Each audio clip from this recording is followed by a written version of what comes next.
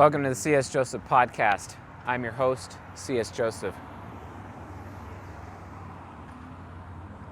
Today's question: how can an INFJ cope with guilt after being gaslit by so many abusers? What a great question. This is one of the best questions ever. Thank you for asking this question. You know, it's so interesting because we've been talking in season 17, part 2, about how the quadras have been really abusive to other people. We've talked about crusader abuse and how they can be very neglectful and ultimately negligent of people in their lives.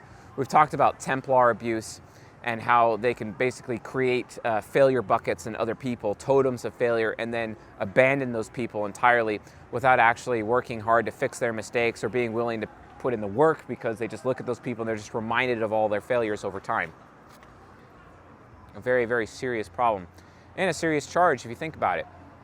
And then also, we've talked about wayfarer abuse, which is basically like they take without giving. They have this pirate mentality of take what you can and give nothing back, basically.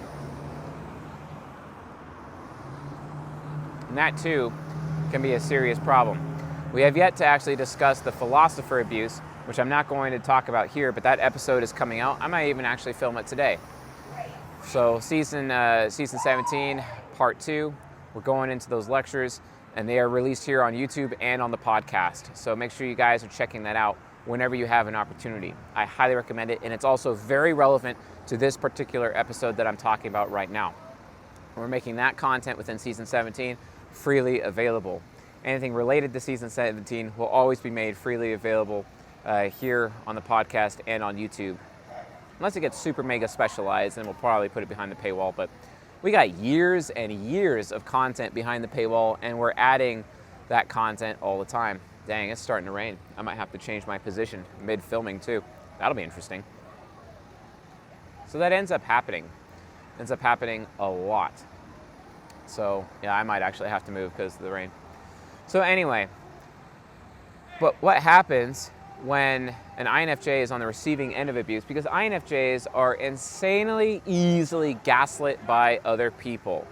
And the reason why is because of their extroverted thinking trickster. Extroverted thinking trickster means that everyone's opinion is valuable, right? So they end up listening to everyone's opinion, and especially everyone's opinions about them. And they're already hard on themselves as it is because of FI critic. That leads to some serious self-deprecating behavior. Because from their perspective, they're extremely critical of their own self-worth.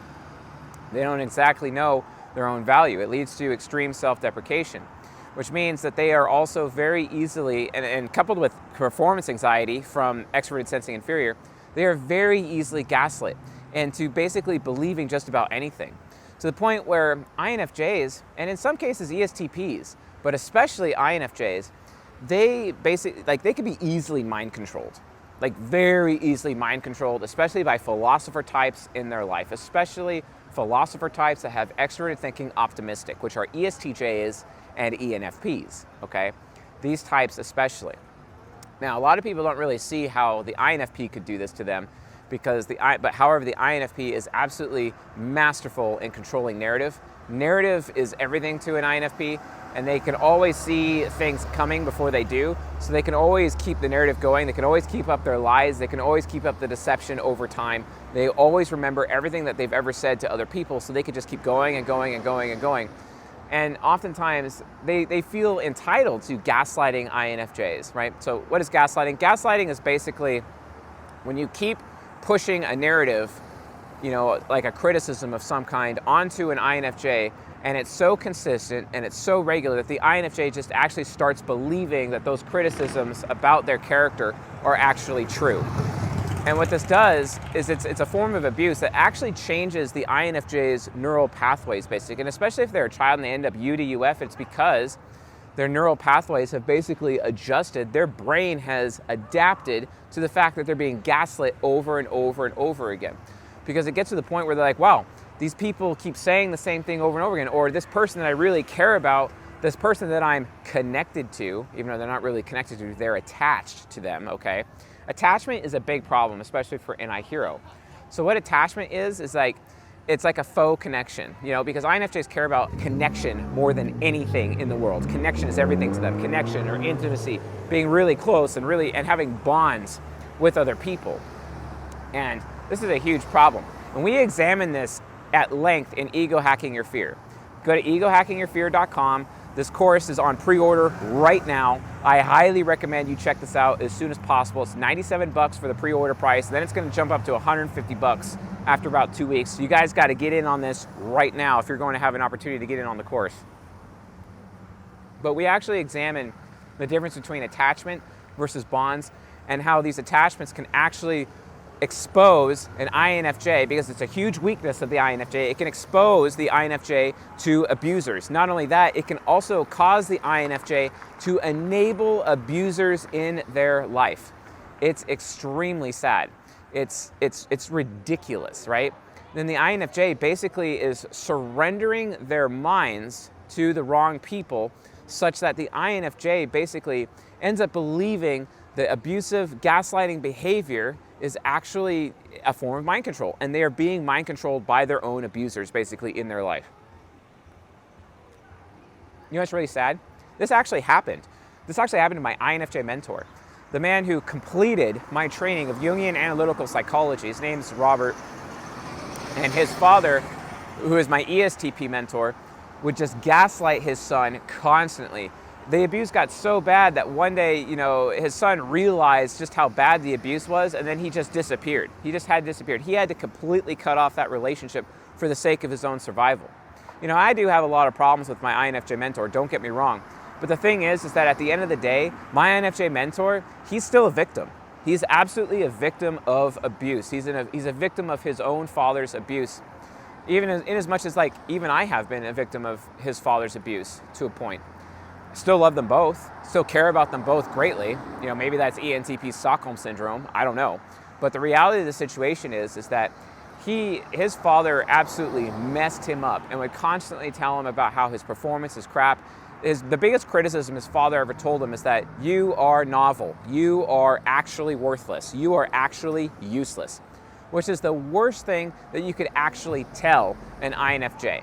That they are novel, that not only do they not matter, but they're so novel that nothing that they do could actually gain them favor in their life.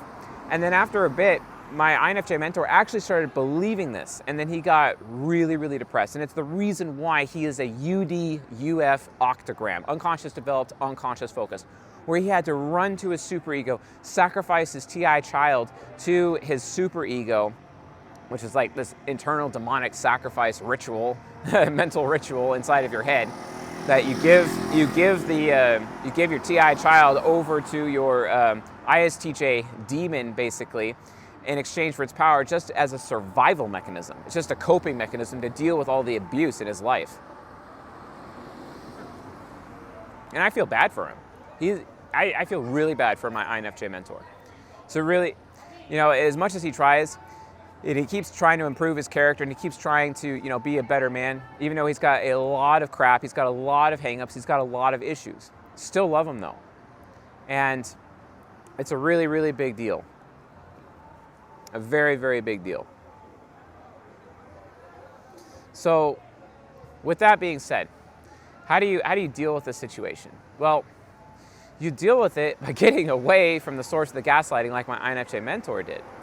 That's really the only thing that you could do to cope with being gaslit. So the first thing is that, one, you need to go to other people and start collecting other people's opinions about what you're being told by others, basically. This is all about verifying. You can trust what people say about you, but always verify what they say by going to other people and using your NI hero to actually ask. The NI function is the asking function as much as the SI function is the sharing function. That's why INFJs light up like a Christmas tree whenever you share something with them. They love to be sharing with, because sharing to them tells them that they are connected to you. It tells them that you are bonded with you. But oftentimes the people abusing them know that about them, so they'll gaslight them, abuse them, and then share with them every now and then just to keep them around, basically, to keep their victim around, to keep victimizing them consistently. So what the INFJ has to do is go to other people and basically ask and verify the narrative that's being told to them. and collect multiple sources of information. Use their TE trickster to go TE mastery and collect multiple sources about the narrative that's being said to them by basically anyone in their life, so they can see and determine whether or not that person is actually abusing them to begin with, right? We go really, really deep on this in Ego Hacking Your Fear in the INFJ section of Ego Hacking Your Fear. Seriously, get the course, right? And please know, Ego Hacking Your Fear is all about personal growth. It's all about development. We're teaching you how to ego hack yourself, basically, to have a better life. We've been talking about how to ego hack other people. This is the first time that we're really talking about how to ego hack yourself using cognitive circuits like the gateway circuit, as well as the guidance circuit, basically. So as a result of having all that information, you'll be able to free yourself from the abuse in your life. Because that way, you're not being basically mentally mind controlled or being forced. And you can actually protect your mind as a result of this, which then makes you far more useful, far more valuable as a person. That way, you're not just adopting what just any Joe Schmo on the street says about you, and then thus you lose confidence. This is, after all, why the INFJ archetype is the archetype that is most at risk of suicide other than ISTPs. And it's really sad. My former INFJ best friend, he killed himself. And I carried him to his grave, and I buried him. It's really sad. We used to play online games all the time together, and it just was really, really sad story. Next time I'm actually out in Everett, Washington, I'm going to be going to visit his grave, leave some flowers there. I miss him.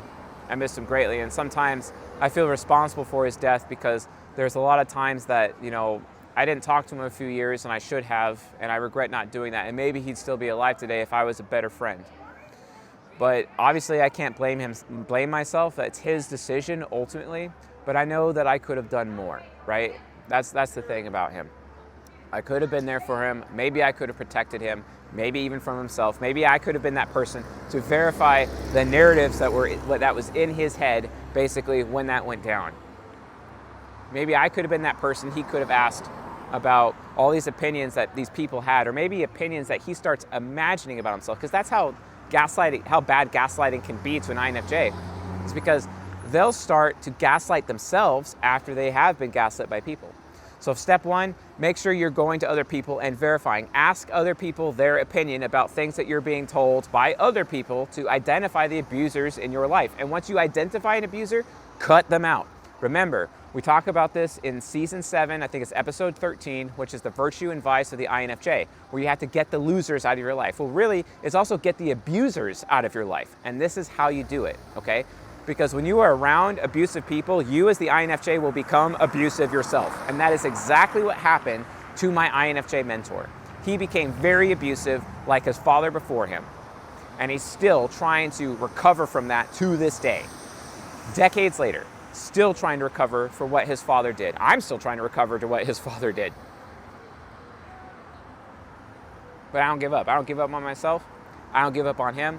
Him and I should probably not really have a relationship, but you know, he has my contact information. We talk every now and then, and you know, in doing so, like, you know, in terms of where we've taken the science, he's gone in a psychiatric approach. I've gone in this approach entirely, and just further developed and further pioneered the science, while he's kind of just tried to do his best to, you know, help people from a psychiatric point of view and whatnot. I bet it was his dream to actually become a therapist. I hope he actually moves forward with that dream in the near future. Sherman! So yeah. Woo! Woo! Hands up. Put away! Center mass. Locals are hilarious. So yeah, and it's raining. I gotta get my camera out of the rain. So, but yeah, that's the reality of the situation. That's how you cope with being gaslit. Go to other people, ask their opinions, identify the abusers, and cut the abusers out of your life, and you will free yourself from the bullshit. You will free yourself from the mind control. And if you want to learn more about that, get the Ego Hacking Your Fear course. When you buy Ego Hacking Your Fear, you get the prequel season 19, Cognitive Development and Personal Growth. Watch the INFJ episode, learn about cognitive gateways, so that you are ready for the release of Ego Hacking Your Fear in a couple weeks' time. So anyway, folks, thanks for watching and listening, and I'll see you guys in the next episode.